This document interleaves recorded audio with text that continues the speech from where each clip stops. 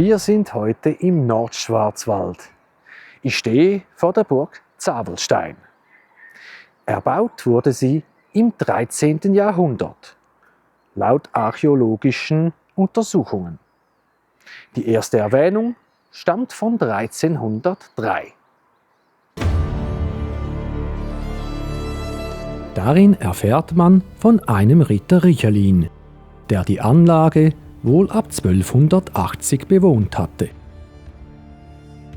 Archäologische Untersuchungen ergaben, dass die Burg jedoch noch ein paar Jahrzehnte älter ist.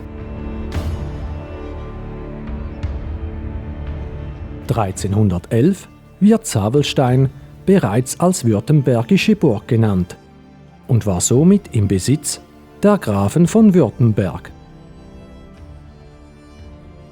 Mit dieser und weiteren Burgen, wie beispielsweise Hohennagold, bauten sie ihren Einfluss im Nordostschwarzwald aus.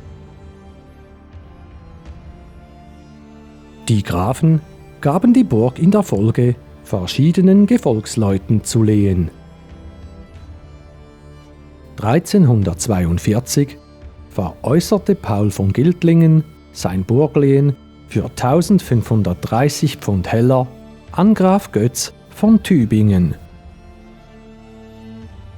3 Jahre später ging sie von den Grafen Ulrich IV.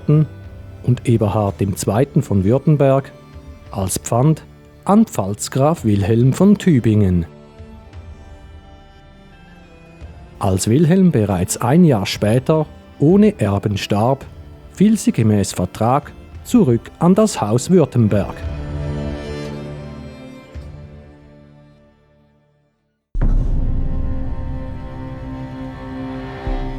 (1367) wurden Graf Eberhard II. Und sein Sohn Ulrich im Wildbad von der Adelsgesellschaft der Martinsvögel überfallen. Nur knapp konnten sie der Gefangennahme entgehen und auf die Burg Zabelstein flüchten. Wegen der finanziellen Schieflage der Württemberger wurden Burg und Herrschaft Zabelstein ständig weitergereicht. Erst im Jahr 1468 kehrte etwas Ruhe ein. Damals wurden Burg und Herrschaft für 2600 Gulden an Burkhard von Ehingen verpfändet. Für mehr als 100 Jahre blieb Zabelstein im Besitz der Ritterfamilie. Auch den Bauernkrieg überstand die Anlage glimpflich. Im Jahr 1525 wurde sie zwar angegriffen und beschädigt, konnte jedoch nicht eingenommen werden.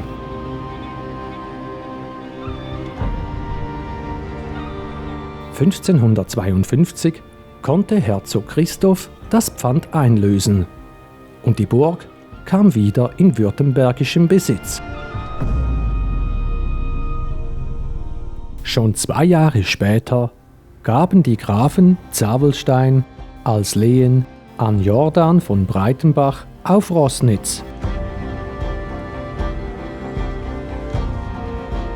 Von 1554 bis 1589 investierte dieser mindestens 3500 Gulden in Reparaturen an der Burg. Dies konnte aufgrund noch existierender Baurechnungen nachgewiesen werden. Im Jahr 1593 starb von Breitenbach. Seine Witwe Agnes wohnte jedoch wohl weiterhin auf der Burg. Nachdem sie 1612 gestorben war, gab Herzog Johann Friedrich von Württemberg das Lehen an Freiherr Benjamin Buvinghausen von Walmerode.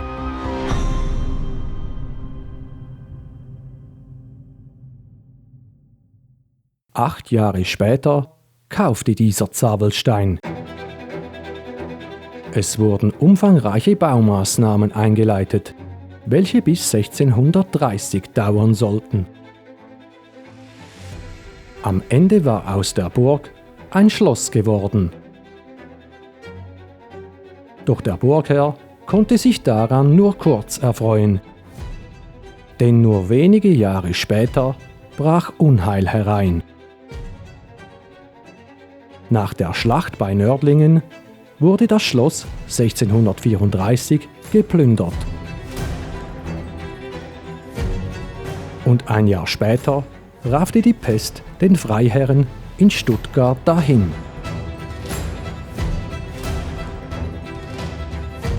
Darauf erbte sein Sohn Jakob Friedrich Buvinghausen den Besitz. Als Calver Obervogt erlangte dieser in den kommenden Jahren, unter anderem durch einige Hexenprozesse, aus heutiger Sicht eher unrühmliche Bekanntheit.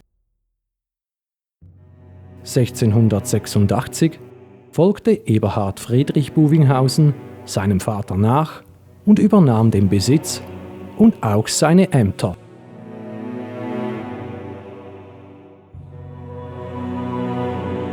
Während des Pfälzischen Erbfolgekrieges im Jahr 1692 war das Ende des Schlosses gekommen.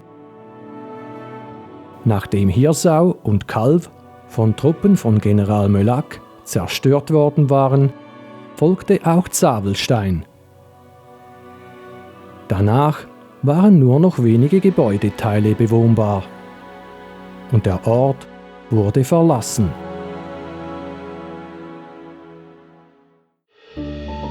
Die Ruinen von Schloss Zabelstein blieben jedoch noch bis 1710 im Besitz der Familie. Dann wechselte der gesamte Besitz mit der Herrschaft Zabelstein für 20.000 Gulden den Besitzer.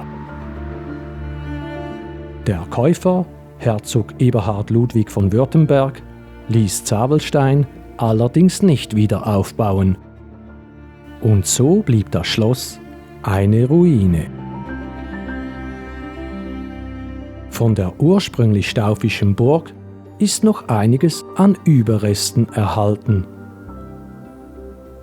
Der Bergfried ist natürlich das auffälligste Bauwerk. Dieser hat einen Grundriss von 8 x 8 Metern und ist 28 Meter hoch.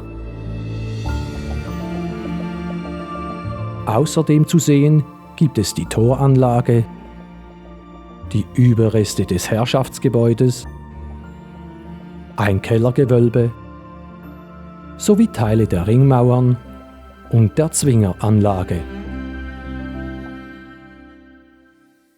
Bereits seit 1841 dient der Turm als Aussichtsplattform. 1991 wurde er saniert. Zudem ist die Burg ein wunderbares Ausflugsziel für Wanderer. Es gibt viele Tische und Bänke fürs Picknick. So, und jetzt sind wir auch schon am Ende. Ich hoffe, es hat euch gefallen und ich wünsche euch eine tolle Zeit. Bis zum nächsten Video.